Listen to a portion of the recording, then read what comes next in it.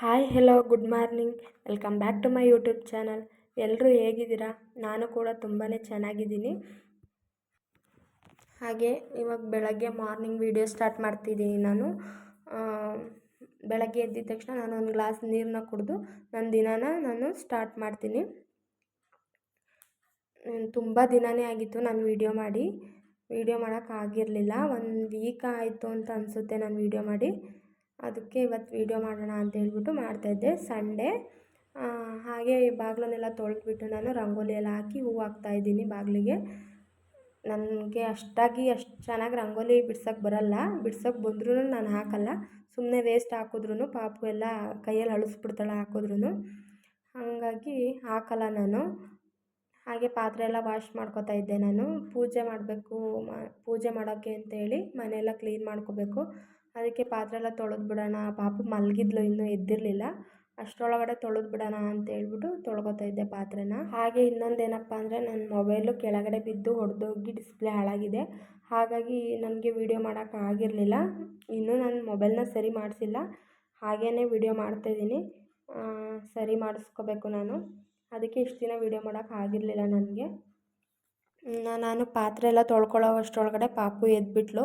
ಆವಾಗ ಅವಳಿಗೆ ಸ್ನಾನ ಎಲ್ಲ ಮಾಡಿಸಿ ಅದಕ್ಕೆ ಬಟ್ಟೆ ಹಾಕ್ತಿದ್ದೀನಿ. ಬಟ್ಟೆ ಹಾಕ್ಕೊಳ್ಳಲ್ಲ ಅಂತ ಹೇಳ್ಬಿಟ್ಟು ಹಠ ಮಾಡ್ತಿದ್ದಾಳೆ. ಅದಕ್ಕೆ ಬೇಗ ಅವಳಿಗೂ ಸ್ನಾನ ಮಾಡಿಸ್ಬಿಟ್ಟು ತಿಂಡಿ ಎಲ್ಲ ತಿನ್ನಿಸ್ಬಿಟ್ಟು ಮಲಗ್ಸೋಣ ಅಂತೇಳಿ ರೆಡಿ ಮಾಡ್ತಾಯಿದ್ದೆ. ಇವಾಗಂತೂ ವೀಡಿಯೋ ಆನ್ ಮಾಡಿದ್ರೆ ಸಾಕು, ಮೊಬೈಲ್ ನೋಡೋದು ಸಾಕು, ಸುಮ್ಮನೆ ಅವಳೇ ಕಣ್ಣು ಹೊಡಿಯೋದು, ಮುತ್ತು ಕೊಡೋದು, ಹಾಯ್ ಮಾಡೋದು ಎಲ್ಲ ಅವಳೇ ಮಾಡ್ತಾಯಿರ್ತಾಳೆ. ನೋಡಿ, ಹಣೆಗಿಟ್ಟಿದ್ರೆ ಕೆನ್ನೆಗೂ ತೋರಿಸ್ತಾಳೆ, ಇಲ್ಗೂ ಇಡು ಅಂತ ಹೇಳ್ಬಿಟ್ಟು.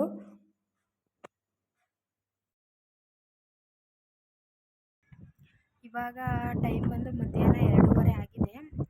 ಊಟ ಎಲ್ಲ ಮುಗಿಸಿ ನಾನು ಸುಮ್ಮನೆ ಹೊರಗಡೆ ಬಂದು ಕೂತಿದ್ದೆ. ಪಾಪು ಮಲಗಿದ್ದಾಳೆ. ಹೊರಗಡೆ ಗಾಳಿ ಚೆನ್ನಾಗಿ ಬೀಸ್ತಿತ್ತು ಅಂತೇಳಿ ಸುಮ್ಮನೆ ಬಂದು ಕೂತಿದ್ದೆ. ಊಟ ಎಲ್ಲ ಆಯಿತು. ಬೆಳಗ್ಗೆ ಎಲ್ಲ ಮನೆಯೆಲ್ಲ ಕ್ಲೀನ್ ಮಾಡಿಕೊಂಡು ಫ್ರೆಶ್ ಅಪ್ ಆಗಿ ಪೂಜೆ ಎಲ್ಲ ಮುಗಿಸಿ, ಆದರೆ ಯಾವುದೂ ವೀಡಿಯೋ ಮಾಡೋಕ್ಕಾಗಲಿಲ್ಲ. ಮನೆಗೆ ರಿಲೇಟಿವ್ಸ್ ಬಂದಿದ್ದರು, ಅಮ್ಮ ಎಲ್ಲ ಬಂದಿದ್ದರು. ಹಾಗಾಗಿ ಊಟಕ್ಕೆ ನಾನ್ ವೆಜ್ ಮಾಡಿದ್ದೆ, ಚಿಕನ್ ಸಾಂಬಾರು ಮಾಡಿದ್ದೆ. ಅದನ್ನು ಯಾವುದೂ ವೀಡಿಯೋ ಮಾಡ್ಕೊಳಕ್ಕಾಗಲಿಲ್ಲ. ಅವರು ಅರ್ಜೆಂಟಲ್ಲಿ ಹೊರಟ್ಬಿಟ್ಟಿದ್ರು ಊರಿಗೆ ಹೋಗೋಕ್ಕೆ ಅಂತೇಳಿ. ಮತ್ತೆ ವೀಡಿಯೋ ಮಾಡೋಕ್ಕೆ ಹೋದರೆ ಟೈಮ್ ಆಗುತ್ತೆ ಅಂತ ಹೇಳ್ಬಿಟ್ಟು ಯಾವುದೂ ವೀಡಿಯೋ ಮಾಡೋಕ್ಕಾಗಲಿಲ್ಲ. ತುಂಬ ಜನ ಸಬ್ಸ್ಕ್ರೈಬ್ ಆಗದೇ ನನ್ನ ವೀಡಿಯೋಸ್ನ ನೋಡ್ತಾಯಿದ್ದೀರಾ. ಪ್ಲೀಸ್ ಯಾರೆಲ್ಲ ನನ್ನ ಚಾನಲ್ಗೆ ಇನ್ನೂ ಸಬ್ಸ್ಕ್ರೈಬ್ ಆಗಿಲ್ಲ, ಪ್ಲೀಸ್ ಹೋಗಿ ಸಬ್ಸ್ಕ್ರೈಬ್ ಮಾಡ್ಕೊಳ್ಳಿ. ಹಾಗೆ ನನ್ನಿಂದ ಯಾವ ಥರ ನಿಮಗೆ ವೀಡಿಯೋಸ್ ಬೇಕು ಅನ್ನೋದನ್ನು ನೀವು ಕಮೆಂಟಲ್ಲಿ ತಿಳಿಸಿ. ನಾನು ಅದನ್ನು ಶೇರ್ ಮಾಡ್ಕೊಳ್ತೀನಿ ನಿಮ್ಮ ಜೊತೆ.